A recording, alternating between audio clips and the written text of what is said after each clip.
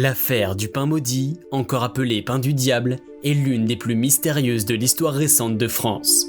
Jusqu'aujourd'hui, personne ne sait exactement ce qui est arrivé à près de 400 habitants de Pont-Saint-Esprit, une petite ville tranquille située dans le Gard. La CIA, une des principales suspectes, aurait-elle empoisonné plus de 4500 Français en 1951 ? Bonjour les tortues et bienvenue dans cette nouvelle vidéo de Top Tortue. Comme toujours, n'oubliez pas de mettre un pouce vers le haut, de commenter et de partager cette vidéo. Ça aide la chaîne à se faire connaître. N'oubliez pas également de vous abonner et de cliquer sur la cloche pour être prévenu lorsque je sors une nouvelle vidéo. L'année 1951, c'est à peine 6 ans après la fin de la Seconde Guerre mondiale. Les nazis ont été vaincus, mais la famine et les pénuries causées par la guerre sont toujours bien présentes. Le gouvernement français se lance alors dans une véritable bataille du pain. Tous les moyens sont bons pour fournir des céréales aux villes et campagnes de France. L'État signe des partenariats avec tous les fournisseurs susceptibles d'approvisionner la France. En parallèle, les mesures de contrôle de qualité sont assouplies pour accélérer les processus. Pont-Saint-Esprit fait partie des villes qui ont le plus besoin d'importation de céréales pour sa boulangerie. Surtout que cette région est représentative de l'agriculture gardoise et préfère cultiver la vigne plutôt que le blé. La France a urgemment besoin de céréales, mais à des prix raisonnables. C'est pourquoi le gouvernement va fixer les prix aux grandes dames des fournisseurs. Le Gard en particulier est ravitaillé principalement par les grands moulins de Corbeil et la minoterie marseillaise. Mais comme vous allez le voir, la précipitation et les ressources empruntées dans le traitement de ces céréales bon marché ne vont pas résoudre le problème de pénurie. Au contraire, ils vont en créer de nouveaux qui sont bien plus graves. L'affaire du pain maudit commence le 16 août 1951, lorsqu'un grand nombre de personnes de la ville de Pont-Saint-Esprit tombent subitement malades. Plus que la maladie, ce sont les symptômes qui inquiètent les 3 seuls médecins de cette ville de 4500 habitants. Tous les patients qui envahissent les cabinets des 3 médecins présentent des symptômes similaires. Frissons, maux de ventre, vomissements, bouffées de chaleur et hallucinations. Tout de suite, la thèse de l'intoxication alimentaire est évoquée. Mais quel microbe peut causer tous ces symptômes ? Et surtout, comment les villageois ont-ils été intoxiqués ?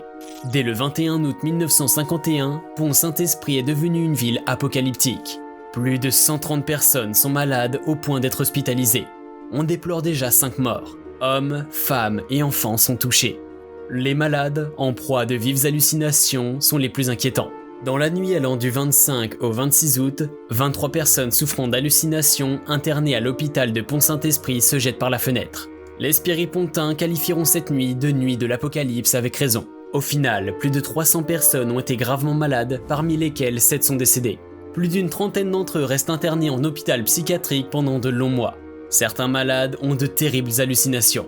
Un malade jure qu'il voit des chats rouges le poursuivre. Un autre n'arrive plus à respirer car il est écrasé par les tentacules visqueuses d'une plante carnivore. Un troisième est étouffé par les serpents qu'il a dans la bouche. D'autres malades voient des morts et se battent même contre eux. Un homme s'est réveillé les draps du lit en lambeaux car il combattait une morte du nom de Madame Lalande décédée depuis 10 ans. L'affaire du pain maudit a en fait pris une tournure plus grave, quand un fermier du nom de Félix Misson est décédé le dimanche 19 août vers 3h du matin après de longues heures d'hallucinations et de cris à vous glacer le sang. Il sera le premier à décéder de ce mal mystérieux. Entre-temps, on a déjà émis l'hypothèse selon laquelle le pain serait à l'origine de l'intoxication. D'ailleurs, une boulangerie en particulier a été pointée du doigt, par les enquêteurs du corps médical et de la police. Roch Briand est le nom du propriétaire de la boulangerie en question.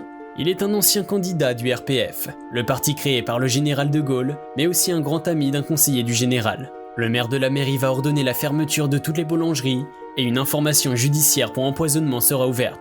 Interrogé, Briand promet qu'il n'est coupable de rien. Tout son matériel sera saisi et envoyé au laboratoire scientifique de la police de Marseille. Roch Briand ne sera cependant pas inquiété car aucune trace d'empoisonnement n'a été retrouvée dans ses ustensiles, ni dans sa farine. Sur ce point, personne n'est capable d'expliquer ce qui a rendu malade plus de 300 personnes et tué 7 d'entre elles. Face à l'échec des médecins et de la police, les théories ne tardent pas à naître, même les plus folles. On a commencé par accuser le diable, puis Staline, les puissances étrangères et même la CIA. Vous verrez plus tard que la piste de l'agence américaine de l'espionnage ne semble pas si folle que ça. L'enquête du commissaire Sigaud, qui est à l'époque chargé du dossier, va le mener sur une des pistes les plus sérieuses de cette affaire. En effet, Sigaud va confronter Maurice Meillet, un meunier poitevin de Saint-Martin-la-Rivière. Le commissaire le soupçonne d'avoir mélangé du seigle avarié à la farine envoyée à Pont-Saint-Esprit. Guy Bruyère, le boulanger ayant fourni ce seigle, est aussi dans le viseur du commissaire Sigaud. Meillet le meunier va d'ailleurs avouer qu'il n'a pas osé livrer cette farine dans sa propre commune car il savait qu'elle est de mauvaise qualité. Pour ne pas perdre son investissement, il va tout simplement l'envoyer vers Pont-Saint-Esprit qui en a grand besoin à l'époque. C'est la piste la plus sérieuse de cette affaire de pain maudit. D'ailleurs, les deux hommes vont être arrêtés fin août 1951 sous les applaudissements nourris des spiripontins.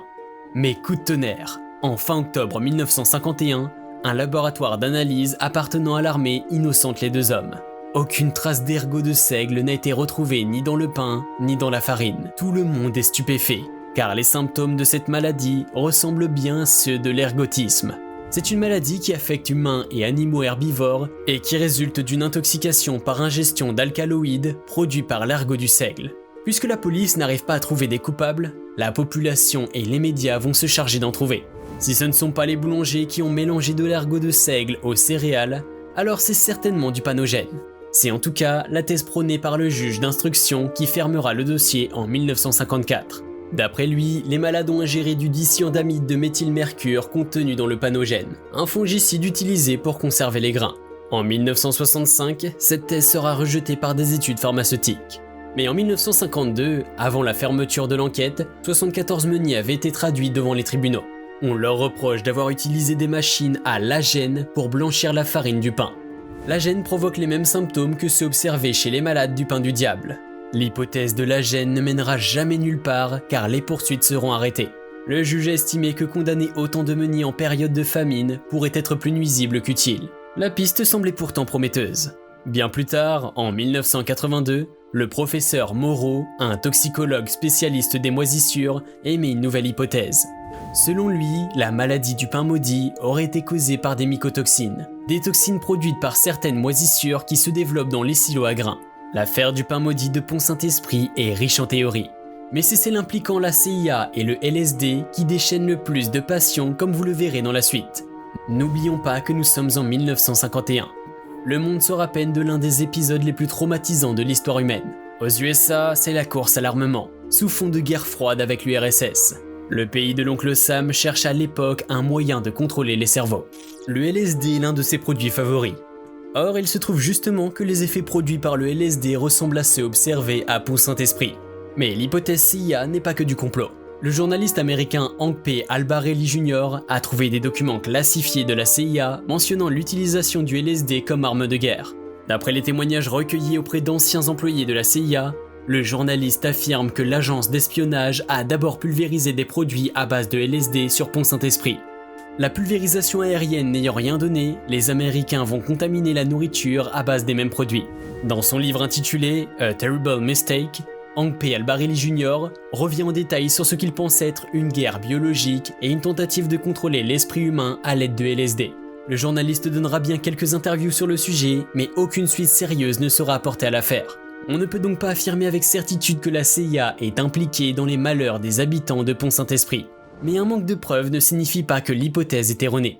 On se souvient qu'il n'y a pas longtemps, Edward Snowden, un ancien espion américain, a apporté les preuves selon lesquelles son pays espionne les grandes institutions européennes, parmi lesquelles celles de la France et l'Allemagne.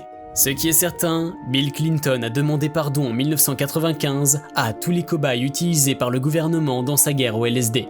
Il n'a pas précisé à quelle victime exactement il demandait pardon. Les victimes du pain maudit pourraient peut-être en faire partie. On n'a jamais su exactement ce qui est arrivé à Pont-Saint-Esprit, où le diable s'est invité durant quelques semaines. Et voilà les tortues, c'est tout pour aujourd'hui. J'espère que la vidéo vous a plu. N'hésitez pas à me mettre en commentaire des sujets de vidéos qui vous plairaient. Abonnez-vous, laissez un like, partagez la vidéo et à très bientôt.